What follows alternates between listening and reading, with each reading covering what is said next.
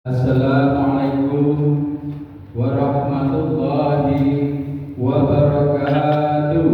Waalaikumsalam warahmatullahi wabarakatuh. Assalamualaikum warahmatullahi wabarakatuh.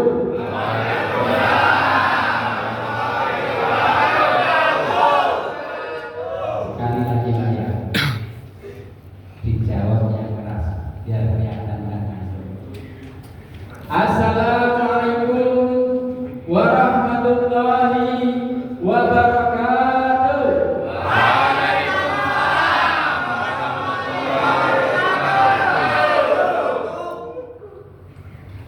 A'udzu billahi minasyaitonir rajim. Bismillahirrahmanirrahim.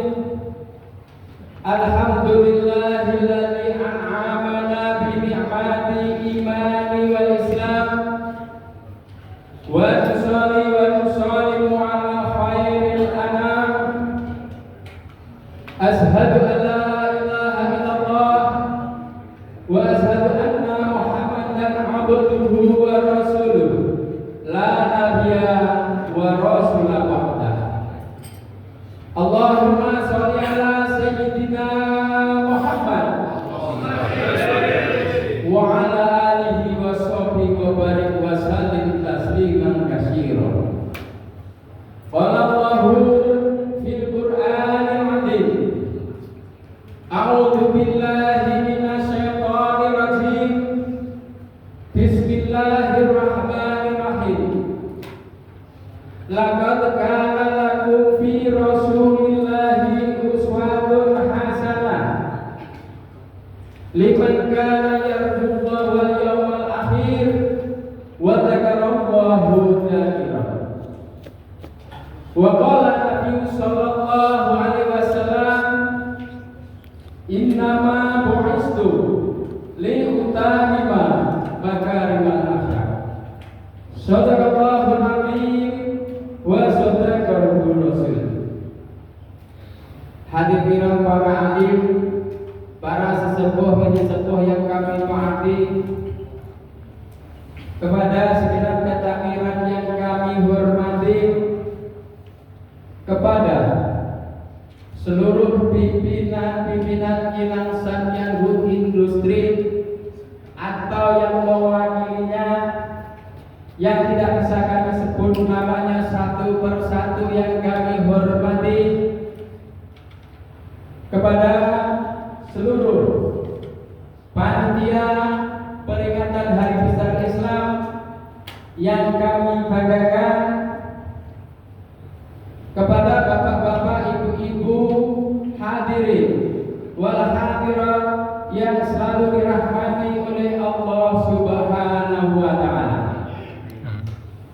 Pertama-tama, marilah kita senantiasa memanjatkan puji dan syukur kehadirat Allah Subhanahu wa taala yang telah memberikan rahmat, nikmat, taufik beserta hidayahnya kepada kita semua, sehingga pada malam yang penuh barokah ini, malam yang penuh rahmat ini, kita masih diberi kesempatan, kesehatan, keikhlasan dan kemauan untuk menanggalkan kaki hadir di Masjid Ahmad Yahya ini dalam rangka memperingati Maulid Nabi besar Muhammad sallallahu alaihi wasallam. Alhamdulillahirabbil alamin, kita semua dalam keadaan sehat walafiat. Mudah-mudahan bertemunya kita di sini menjadi satu lambang berkumpulnya kita nanti di surganya Allah. Amin. Allahumma amin. Allahumma sholli ala sayyidina Muhammad. Salawat wa salam juga tidak lupa kita haturkan, kita sanjungkan kepada junjungan kita Nabi Agung Baginda Rasulullah Muhammad sallallahu alaihi wasallam yang telah merubah zaman dari zaman jahiliyah, zaman kegelapan, zaman menuju zaman Islamiyah, zaman yang terang benderang. Minal dzulumati ilan nur. Dan mudah-mudahan kita semua dan seluruh keluarga kita diakui umatnya dan mendapat syafaatnya di hari akhir. Amin Allahumma amin. Bapak-bapak, ibu-ibu yang dirahmati oleh Allah Subhanahu wa taala. Sebelum kami menyampaikan tausiah, kami mohon maaf yang sebesar-besarnya apabila nanti dalam penyampaian kami ada yang kurang berkenan karena kami dalam tahap belajar. Hadirin yang dirahmati oleh Allah Subhanahu wa taala. Pada waktu ini kita memperingati Maulid Nabi besar Muhammad sallallahu alaihi wasallam. Setiap tahun umat Islam memperingati Maulid Nabi. Pertanyaannya atas dasar apa, Pak? Kita kok semangat memperingati Maulid Nabi ini, Pak? Cinta Nabi. Akan tetapi yang lebih penting lagi berdasarkan hadis Nabi, yaitu Bismillahirrahmanirrahim. Man 'azama maulidi kuntu syafi'an lahu yaumal qiyamah. Wa man anfaqa dirhama maulidi ka'annama anfaqa dabala fi sabilillah. Yang artinya kurang lebih man 'azama barang siapa yang mengingat kelahiran kanjeng Nabi, kata-kata Nabi, akan aku beri syafaat nanti di hari kiamat. Amin. Dan barang siapa mensedekahkan, mendermakan hartanya 1 dirham demi untuk merayakan kelahiranku, maka ia seperti sedekah 1 gunung sapi. Inilah dasar umat Islam memperingati Maulid Nabi. Makanya Pak, perlunya ngaji seperti ini Pak. Jadi kalau kita ngaji itu ngajak jiwa yang tidak benar diajak jalan kebenaran, jiwa yang tidak lurus diajak jalan yang lurus. Dan ngaji itu juga bisa dikatakan lain menghilangkan kebodohan. Dalam arti kata bapak ibu itu bukan bodoh, karena ngaji kita tahu mana hak, mana yang batil, mana yang harus dikerjakan dan mana yang harus ditinggalkan. Betul Pak? Bapak ibu yang dirahmati oleh Allah Subhanahu wa taala.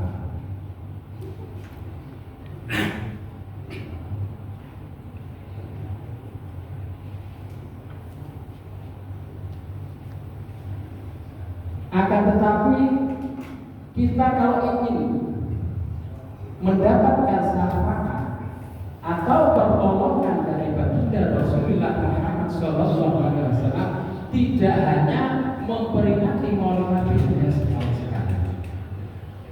Kita sebagai umat Islam dianjurkan sehari semalam untuk membaca sholawat 100 kali.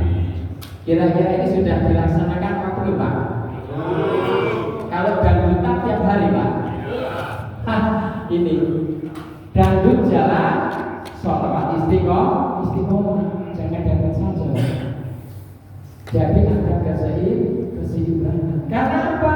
Manfaatnya membaca sholawat, antaranya diterangkan, barang siapa yang membaca sholawat atas Nabi, maka akan diangkat derajatnya 10 tingkatan. Dan barang siapa yang membaca sholawat atas Nabi akan dibebaskan dari kerumitan dunia, baik dalam kerumitan rumah tangga, dalam bisnis, dalam hal-hal yang lainnya akan dilepaskan dari suatu masalah. Yang ketiga, barang siapa membaca sholawat atas Nabi, maka akan dibukakan rezeki yang tidak kita sangka-sangka dari mana arahnya. Inilah manfaatnya baca sholawat. Jadi tidak hanya berbentan saja. Betul atau betul Pak? Jangan lupa Pak. Bapak Ibu yang dirahmati oleh Allah Subhanahu wa taala. Karena kita cinta pada Rasulullah, memperingati Rasulullah, ini kita harus banyak membaca sholawat. Kira-kira malam ini baca sholawat mau Pak sama-sama dengan saya Pak? Kalau gitu saya dulu baru Bapak Ibu semuanya ya, biar kita dapat pertolongan dari baginda Rasulullah Muhammad Sallallahu Alaihi Wasallam. Allahumma sholli ala Muhammad ya Rabbi sholli alaihi wasallim. Allahumma sholli ala Muhammad ya Rabbi sholli alaihi wasallim.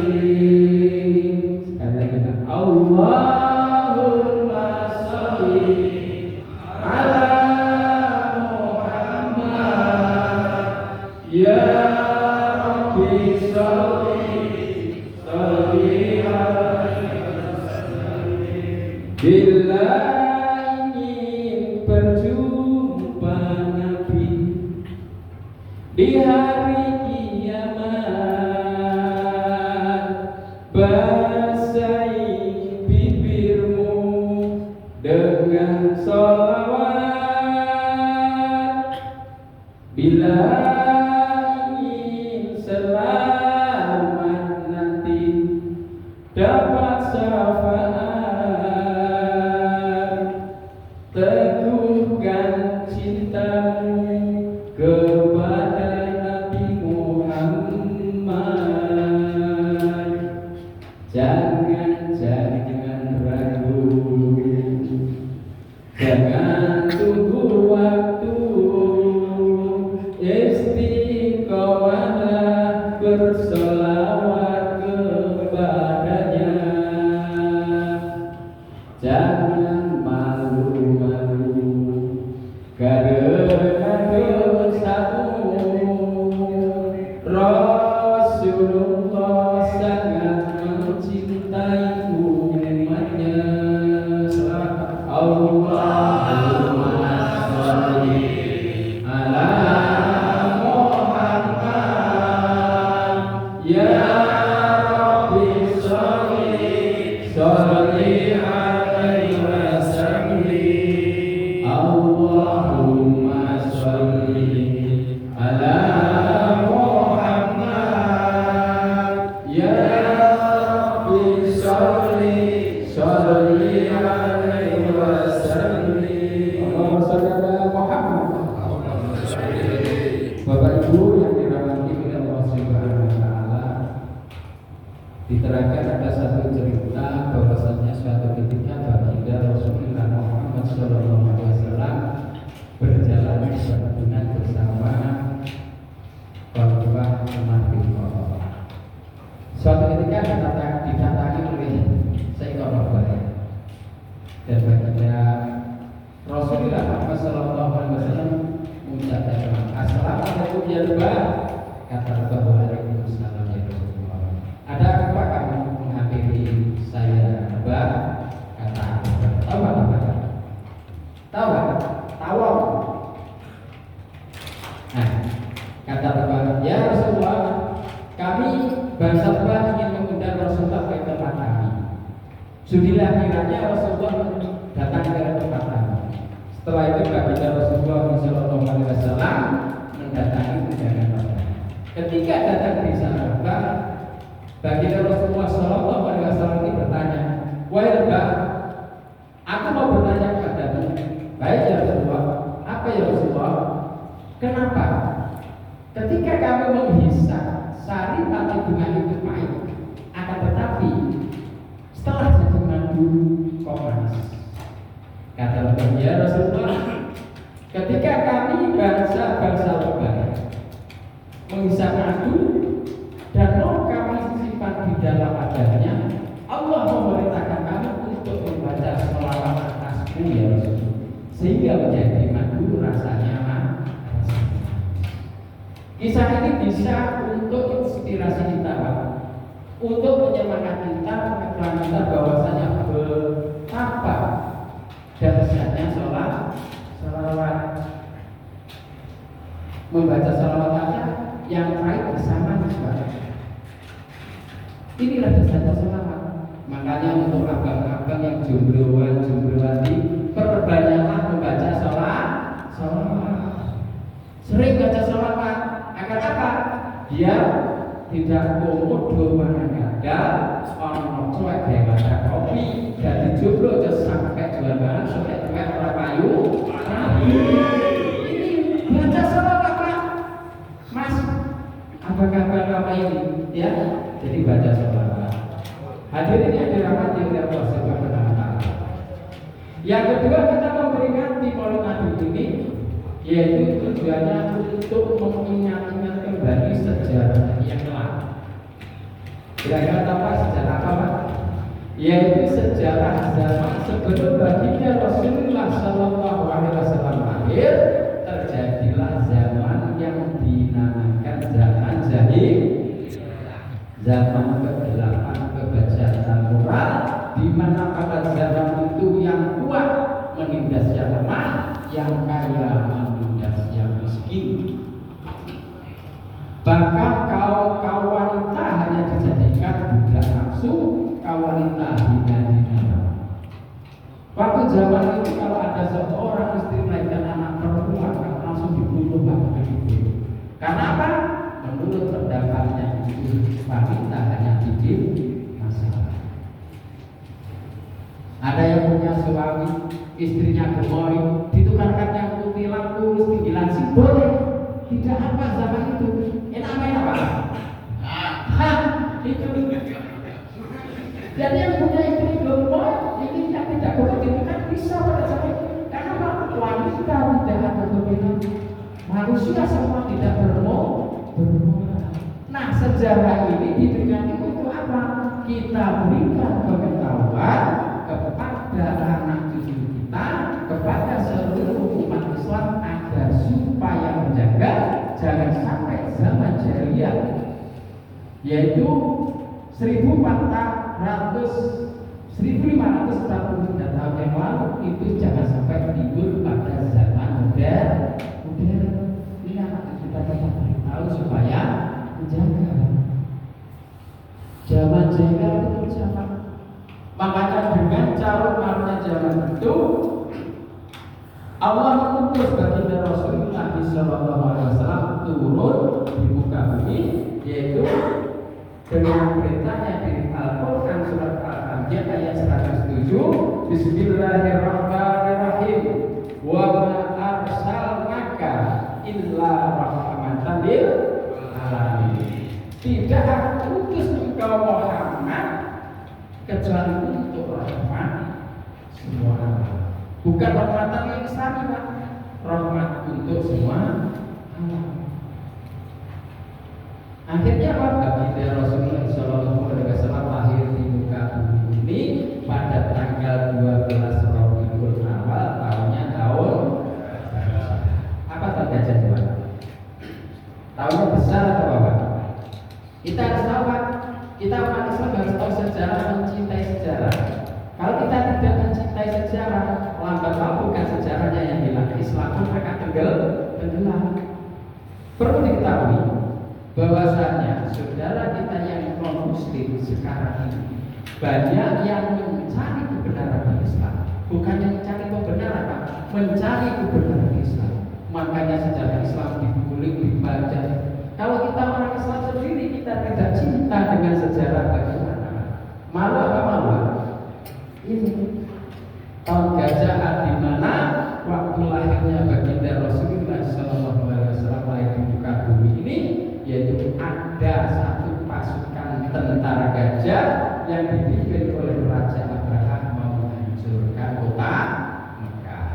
Akan tetapi dengan kuasa Allah, Allah memerintahkan burung-burung ababil mengambil kerikil-kerikil dari neraka dijatuhkan kepada seluruh pasukan gajah, semuanya binasa. Ini Pak tahu gajah. Nanti kalau kita ditanya Pak tahu gajah itu apa, kita harus tahu. Jangan malah Pak tahu gajah itu apa, karena kita sudah dibaik banyak-banyak tidak tanya gurumu. Harus kita bisa menerangkan cara kita umat Islam. Bapak Ibu yang dirahmati oleh Allah Subhanahu wa taala. Setelah baginda Rasulullah sallallahu alaihi wasallam lahir di muka bumi ini, Pak, tatanan kehidupan sudah berubah. Saling hormat menghormati, saling sayang menyayangi, bahkan kaum wanita diangkat derajatnya tiga tingkatan. Maka ketika baginda Rasulullah sallallahu alaihi wasallam diberi perintah Rasulullah, baginda Rasulullah sallallahu alaihi wasallam bersabda, "Innama bu'istu liutamima makarimal akhlak." Yang kedua, aku diutus oleh Allah untuk menyempurnakan akhlak yang mulia. Akhlaknya siapa? Yaitu akhlak yang telah dibawa oleh nabi-nabi, rasul-rasul sebelum baginda Rasulullah sallallahu alaihi wasallam lahir. Jadi dibenahi karena rusak, karena zaman jahiliyah. Maka setelah itu diangkat derajatnya wanita tiga tingkatan dengan hadisnya yang diriwayatkan oleh Abu Hurairah radhiyallahu, yaitu Bismillahirrahmanirrahim.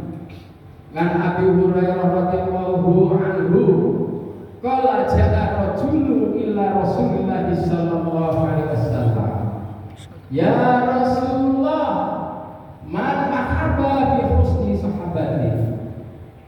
Qala uka summa qala uka summa man qala uka summa man qala summa wa diceritakan oleh Abu Hurairah radhiyallahu anhu, suatu ketika ada salah seorang sahabat mendatangi Rasulullah dan bertanya, ya Rasulullah, siapa yang harus kami hormati pertama kali? Yang kami hargai. Kata Rasulullah, ibu. Siapa lagi ya Rasulullah? Ibumu. Siapa lagi ya Rasulullah? Ibumu. Siapa lagi ya Rasulullah? Lalu bapak. Inilah bukti diangkat derajatnya wanita tiga tingkatan. Makanya itu pada waktu ini kami menghimbau kepada seluruh kaum wanita amai-amai, karena dengan lahirnya Nabi Muhammad ini diangkat derajatnya wanita tiga tingkatan. Tolong jaga harga diri Anda, jangan Anda jual murah. Betul atau betul? Ini hati-hati. Kita jaga dengan apa? Bu, anak-anaknya diajari akhlak yang mulia. Akhlak itu apa sih? Akhlak adalah perbuatan yang baik. Dari segi apa? Dari segi berdandan. Jangan sampai menggoda iman. Iman kuat, imannya tidak kuat. Ini bahaya. Ya kan? Cara berbicara jangan mancing di ekor. Itu tidak boleh. Kalau bicara, saya bicara sama laki-laki memancing air keruh, bagaimana? Ya, cara berjalan juga begitu, tidak usah dimainkan. Kalau ada laki-laki berjalan di belakangnya, nanti dibuat jalannya sampai suaranya kayak tidak boleh. Harus yang baik. Ini Bapak Ibu. Dan juga kami pesan untuk kaum wanita, hati-hati dengan suara-suara hebat. Ini dengan kaum wanita. Kalau Anda ingin selamat, hati-hati dengan suara hewan. Mau tanya Pak Bu, kalau kucing itu suara bagaimana? Bu, suara bagaimana Bu? Meow. Kalau ayam jantan, cukup rubuh. Kalau buaya suaranya bagaimana Pak? Bu, hai saya, apa kabar? Sudah makan saya? Ini kalau kau wanita tergiur dengan suara-suara buaya dan tulus hatinya, maka apa dengan Anda wanita? Segalanya yang aku punya hanya untukmu Anda. Ini kalau itu memang buayanya diajak ngomong, elak saja langsung. Betul. Ini tapi kalau yang diajak bicara bukan buaya, bilang begitu Bang, punya segalanya untukmu, paling apa jawabannya? Yang bukan buaya. Ini makanya hati-hati dengan buaya. Kira-kira banyak buaya kan tidak Pak di sana ini? Enggak ada lah. Bapak Ibu yang dirahmati oleh Allah Subhanahu wa Ta'ala. Kembali ke diangkat derajatnya kaum wanita. Mari kita cintai ibu kita. Karena apa? Ibu adalah sosok yang tangguh, yang berkorban tanpa pamrih. Ibu adalah seorang wanita yang terkuat di dunia, Pak. Pengorbanan tanpa pamrih, tanpa putus asa, tanpa minta imbalan apa-apa kepada kita. Makanya dengan adanya ibu ini, Roma Irama pernah menyanyikan lagu Kerana. Betul atau betul? Betul kan? Gimana lagunya? Hei manusia, hormati ibumu yang melahirkan dan membesarkanmu, darah dagingmu dari air susunya, jiwa ragamu dari kasih sayangnya. Dialah wanita satu-satunya yang menyayangimu tanpa ada bekasnya. Doa ibumu dikabulkan Tuhan dan kutukannya jadi kenyataan. Ridho ilahi karena ridhonya, murka ilahi karena murkanya. Bila kau sayang pada kekasih, lebih sayanglah pada ibumu. Bila kau patuh pada rajamu, lebih patuhlah pada ibumu. Bukannya gunung tempat kau memuja, bukan lautan tempat kau menghibah, bukan dukun tempat kau meminta, bukan kuburan tempat memohon doa. Tiada keramat yang ampuh di dunia selain doa ibumu jua. Allahumma shalli ala Muhammad. Kira-kira mendengar lagu ini kalau kita menghayati sakitnya tersentuh tidak Pak? Tersentuh Pak. Karena apa? Pengorbanan seorang ibu ketika mengandung 2 bulan 3 bulan pusing muntah, dekati suaminya muntah bau ketek. Betul atau betul? Ingin mau makan mangga tidak ada, susah buka mesinnya mangga. Ingin mau makan kedodol tidak ada, bahkan ada yang hidang Honda Avanza ada. Intinya bayar Avanza ini ada tapi uangnya nggak ada. Ini banyak. Hamil 5 bulan tidur kiri kanan susah, kiri susah, rentang juga napasnya tengah. Tapi tetap cinta pada kita di dalam kandungan. Kalau kita dibawa ke atas tiba tidak pernah dititipkan sama bapaknya, karena bapaknya tidak mampu membawa kandungan itu. Saking cintanya ibu pada kita. 9 bulan 10 hari melahirkan. Ketika bawa ke dokter ke bidan, dicek buka buah, masuk ICU. Tidak ICU modulnya apa doanya ibu? Ya Allah, berikanlah keselamatan pada anakku. Ini Pak hebatnya ibu, sudah sakit setengah mati, berikanlah keselamatan pada anakku, bukan pada diriku. Ini harusnya kita sama. Suaminya di luar menunggu.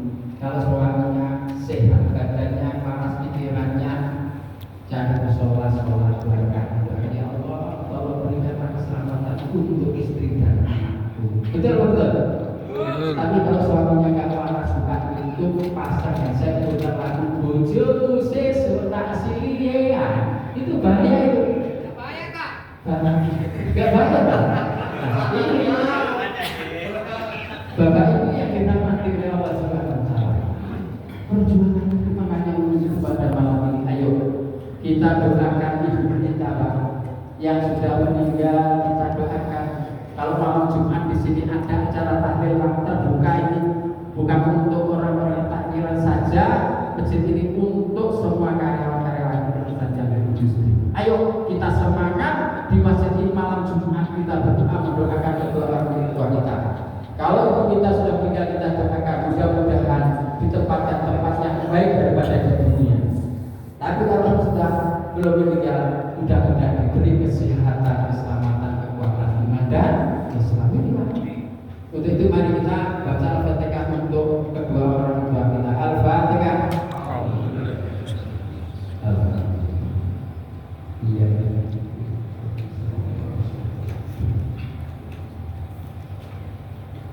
Hadirin yang dirahmati oleh Allah Subhanahu wa taala, yang ketiga kita memperingati Maulid Nabi ini, yaitu yang tadi dikatakan wanita, adanya seorang pemimpin yang menjadi suri tauladan. Siapa kira-kira Pak pemimpinnya? Figur pemimpin yang jadi suri tauladan untuk kita siapa? Nabi Muhammad Sallallahu Alaihi Wasallam, yaitu yang diterangkan dalam Al-Quran surat Al-Ahzab ayat 21. Bismillahirrahmanirrahim. Laqad kana lakum fi Rasulillahi uswatun hasanah liman kana yarjullaha wal yawmal akhir wa dzakarallahu dzakira. Sebenarnya pada diri Rasulullah itu suri tauladan atau contoh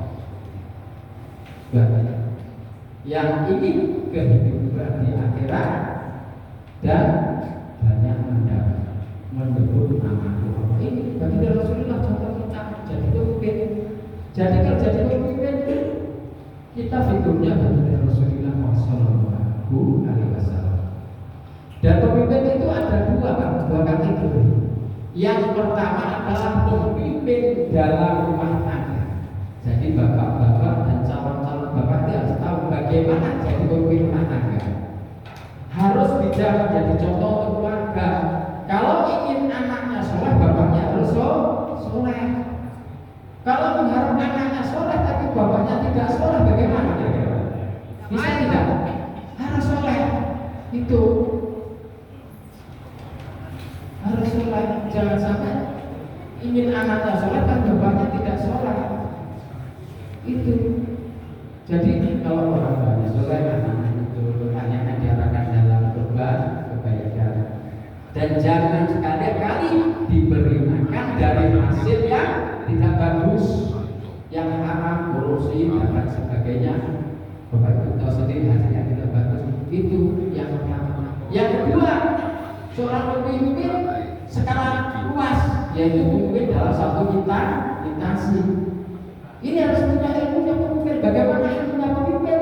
Pernah diciptakan lagu Wali Songo yaitu gundul-gundul acur. Loh, ini sejarah pemimpin Pak. Kayak nyaringan tapi itu pemimpin. Gundul-gundul wakil kebelewengan, nyugi-nyugi wakil kebelewengan, wakil lempang sekone dadi saatan. Artinya gundul pacul itu gundul adalah kepala. Betul Pak? Kepala yang mana? Kepala. Gundul pacul itu kepala Pak. Jadi gundul pacul kepala, pacul itu papat. Jadi di kepala ini ada indera empat. Ini harus kita sebagai pemimpin skala luas disorientasi. Apa yang pacul papat itu? Mata, hidung, telinga dan mulut. Ketika Anda menjadi seorang pemimpin, kalau ada masalah di dalam kepemimpinan Anda, di bawah Anda harus tahu. Jangan langsung memutuskan sesuatu tidak tahu faktanya. Bagaimana caranya? Dilihat dulu dengan mata, didengarkan dengan telinga, dirasakan dengan banyak. Betulkah masalah ini? kita putuskan dengan mulut. Jangan sampai jadi pemimpin hanya tahu katanya, tidak tahu nyatanya. Betul betul.